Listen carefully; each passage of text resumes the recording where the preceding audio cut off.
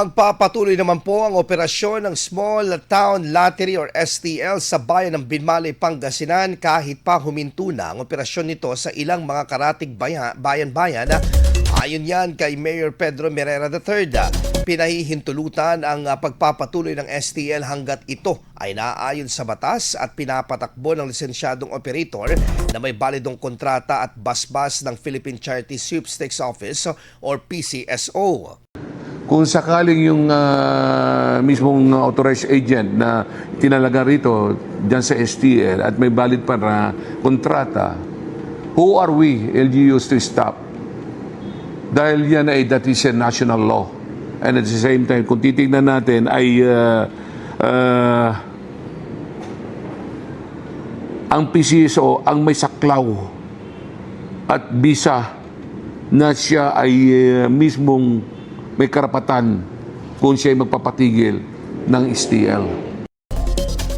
Ipinaliwanag din ng alkalde na may prerogative ang bawat LGU na pahintulutan o ihinto ang operasyon ng STL batay sa kanilang sariling assessment at obserbasyon kung ang nasabing aktibidad ay nakatutulong o nakasisira sa kaayusan at kapakanan ng kanilang mga lugar.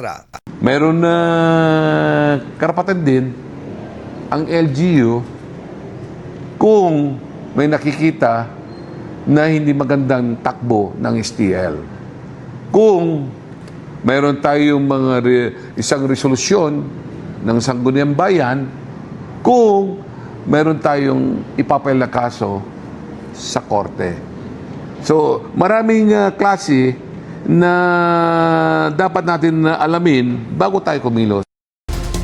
Nilinaw rin ni Mayor Merera ang gampanin ng PCSO at LGU sa pagpapatakbo ng STL kung saan ang PCSO ang may mandato sa paglisensya at regulasyon ng mga operators habang ang LGU naman ang responsable sa lokal na monitoring at pagpapanatili ng kaayusan.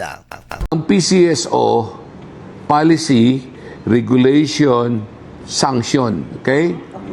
Ang LGU, monitoring, complaints, peace and order.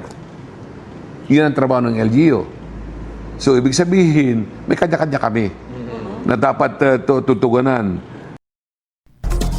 Dagdag pa ng alkalde, patuloy nilang imomonitor ang aktibidad ng STL sa Binmalay at magsasagawa ng masusing pagsusuri bago magpasya kung ipagpapatuloy o ihihinto ang mga operasyon nito sa hinaharap.